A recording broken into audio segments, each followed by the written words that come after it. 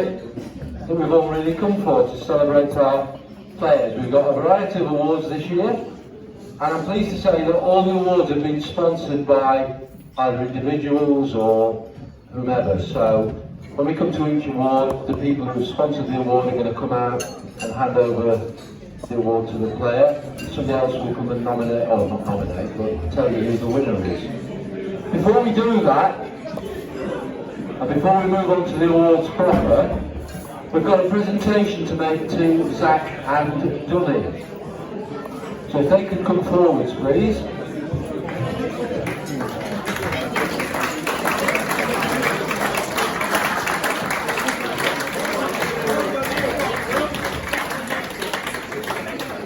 So every year, a group of our supporters pledge £2 per point scored by the team and gives this to the players, who in turn use the money for a good cause.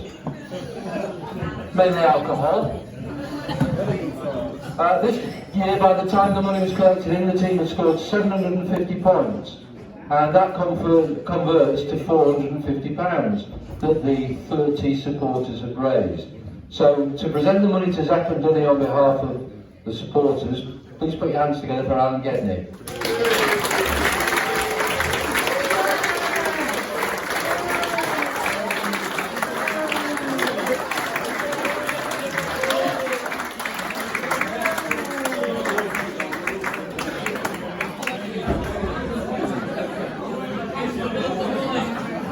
His hands are forward.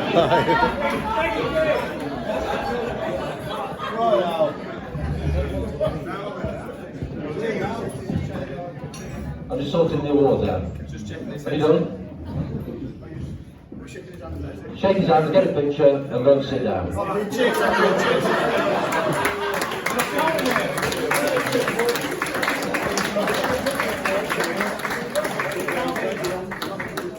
Just one picture's fine. I mean, it's been a long night. So, our first award this evening is awarded to the Community Player of the Year. This award is sponsored by the Titans Community Foundation, and to tell us about the excellent work that the Titans Community Foundation undertake, and no doubt about the new van, and to present the award, please put your hands together for Lindsay Jones.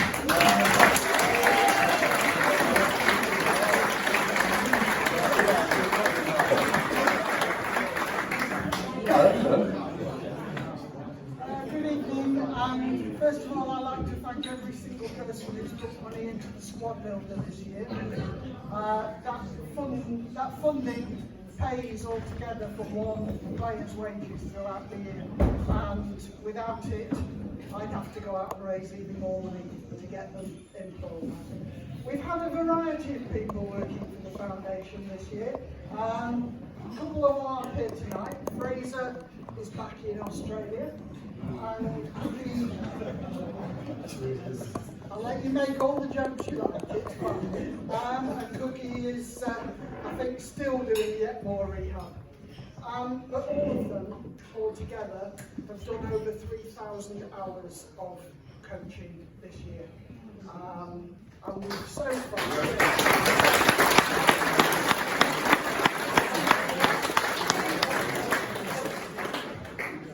far we've worked with about 3,500 kids, and we've still got stuff to do up to the end of the year.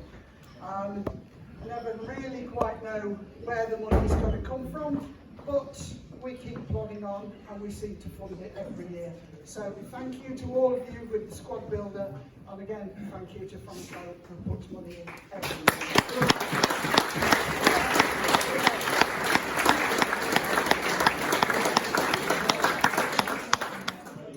So who's done most of the work? Well, Connor Deaver's disappeared after being here for a while. He keeps bouncing back and working for us. Donks does 2 or 3 days a week when he's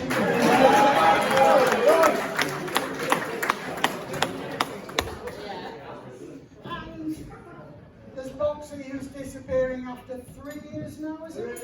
Yeah. It does feel like longer. I have that he's taken on one of the most difficult roles.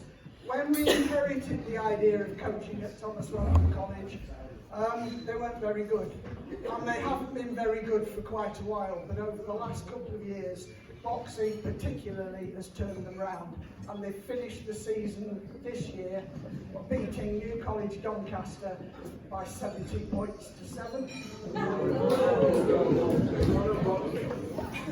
It's not easy because half the time these kids don't want to do as much training as the college would like them to do. He never quite knows how many people he's got, and I think at times there's been some very thin squads going out, yeah.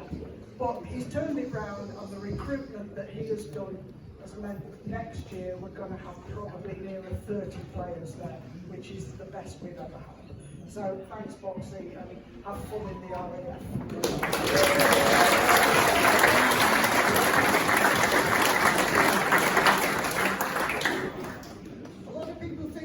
Coach kids.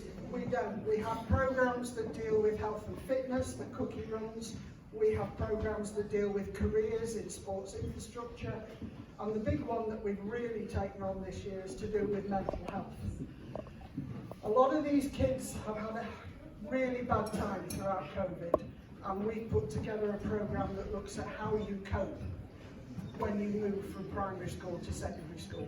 And we do use the experience of you lot as players as examples.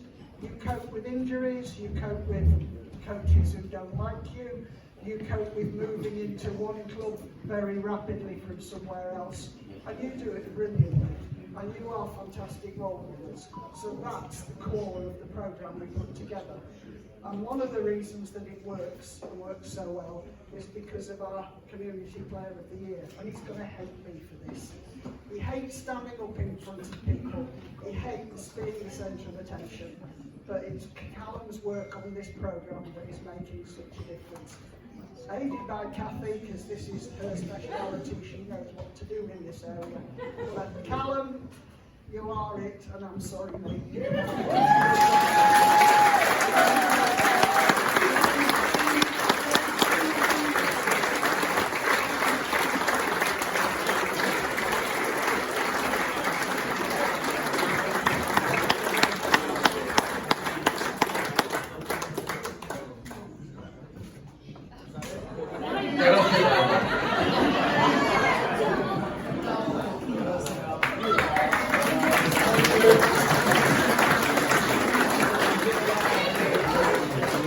Our next award goes to the